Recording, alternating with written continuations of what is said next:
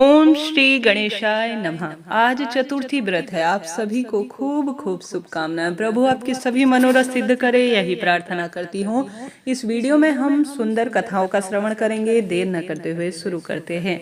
कहानी प्रथम इस तरह से है, जो कि चौथ माता की है, जो सब मनोरथ सिद्ध करने के लिए है। देर न करते हुए आप सभी मेरे साथ बोलिए, हर हर महादेव, श्री शिवाय नमस्तुभ्यम, ओम श्री गणेशाय नमः। जय गौरी मैया की। एक साहूकार और एक साहूकारनी थे। वह धर्म पुण्य को बहुत जो है किसी भी तरह से ध्यान नहीं देते थे। धर्म पुण्य से उनका कोई लेना देना नहीं था।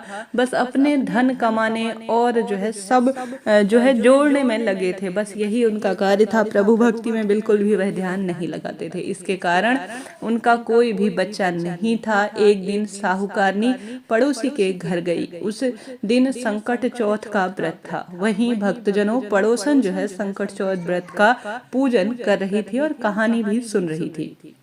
साहूकारनी ने पड़ोसन से पूछा कि तुम क्या कर रही हो। तब पड़ोसन बोली कि आज चौथ का व्रत है, इसलिए कहानी सुना रही हूँ। तब साहूकारनी बोली, चौथ के व्रत करने से क्या होता है। तब पड़ोसन बोली, इससे अन्न धन सुहाग पुत्र सब कुछ प्राप्त होता है। तब साहूकारनी ने कहा कि मेरे पास तो सब कुछ है, परंतु मेरे संतान का सुख नहीं है। इसके लिए अगर मेरा गर्भ रह जाए तो मैं 1.25 सेर तिलकुटा करूंगी और चौथ का व्रत भी करूंगी।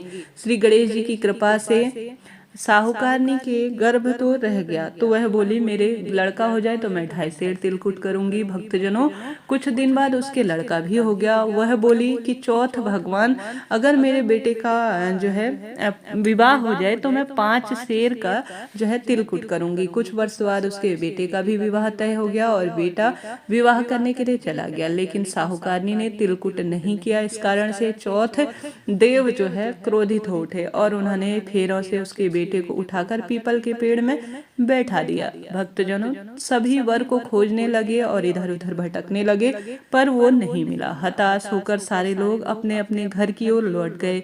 इधर जो है जिस लड़की से साहूकारनी के विवाह का जो है आधा कार्य हुआ था, वह अपनी सहेलियों के साथ गणगौर पूजने के लिए जंगल में दुब लेने गई। तभी रास्ते में पीपल पेड़ से आवाज आई, ओ मेरी अधब्याही, ओ मेरी अधब्याही। यह बात सुनकर जब लड़की घर आई तो वह धीरे धीरे इन शब्दों को सुनते हुए, उसके कानों में यही शब्द गूंज रहे हैं, वह सुन सुन कर जो है बिल्कुल कांटा हो गई थी, अर्थात बिल्कुल कमजोर होती जा रही थी। एक दिन लड़की की माँ ने कहा, मैं तुम्हें अच्छा खिलाती हूँ, अच्छा पहनाती हूँ, फिर भी तुम कैसे सूखी जा रही हो, ऐसा क्यों। तब लड़की बोली, माँ मुझे जब वह मैं दूब घास लेने के लिए उस जंगल में जाती हूँ तो पीपल के पेड़ से एक आदमी बोलता है कि ओ मेरी अधब्याही।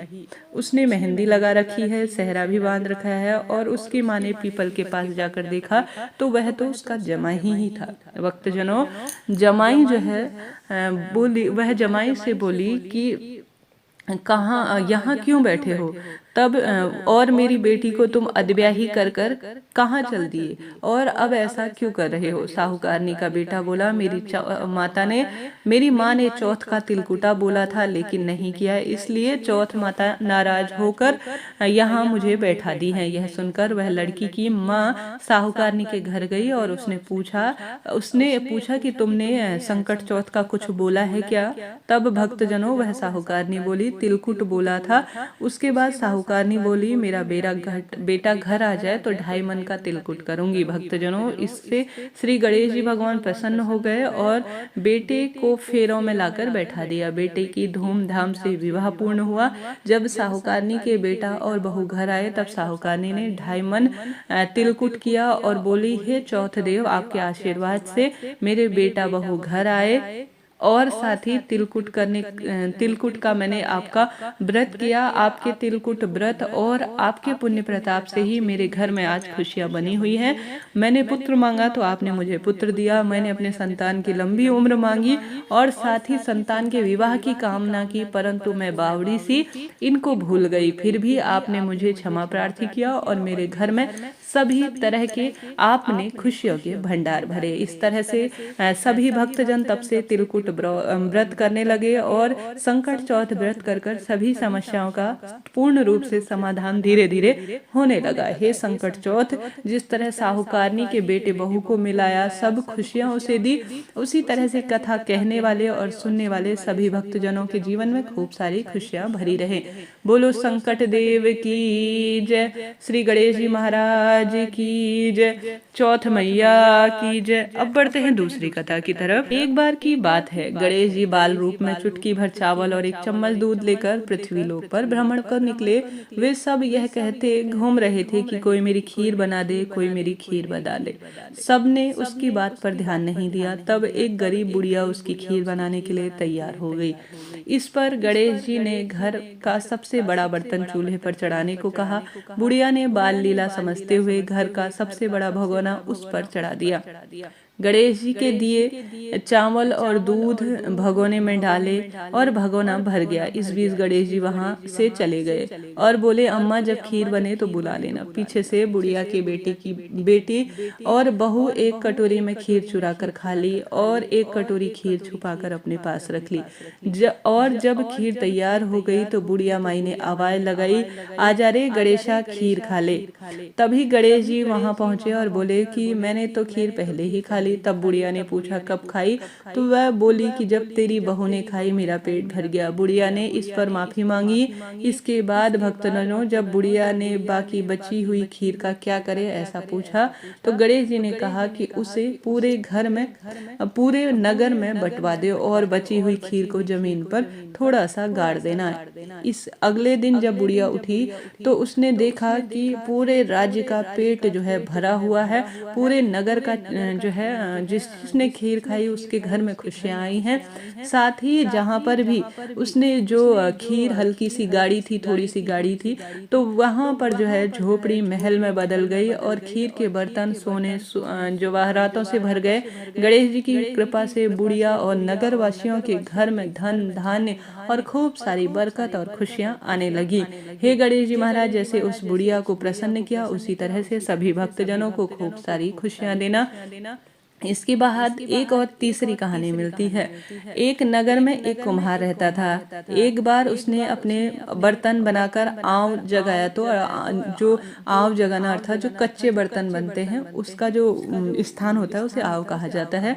हारकर जब राजा के पास जो है उसका आंव लगाया, परंतु आंव जो है किसी भी अवस्था में लाख प्रयत्न करने के बाद भी पक नहीं रहा था।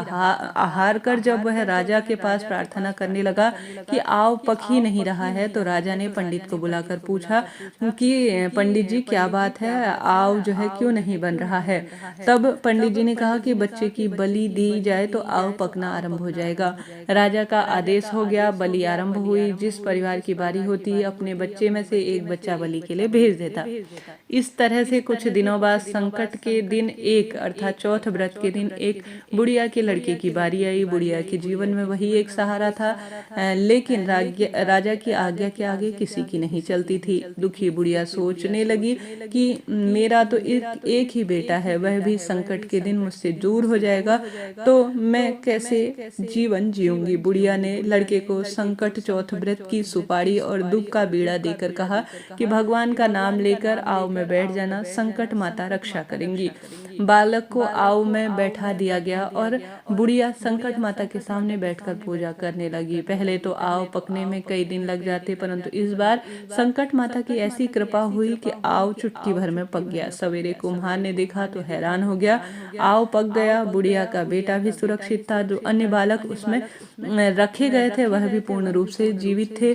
नगरवासियों ने संकट की महिमा स्वीकार की और लड़के को भी जो है धन्य माना। तब से ही संकट माता के पूजा का विधान और नियम लिया जाता है। आज के दिन जो महिला पुरुष इस व्रत को करते हैं, कथा सुनते हैं, उनके भाग्य जग जाते हैं। इस तरह से यह कहानी थी। आप सभी ने इस कहानी को सुना, आपका लाख लाख धन्यवाद और आभार। हर हर महादेव। जय श्री कृष्ण।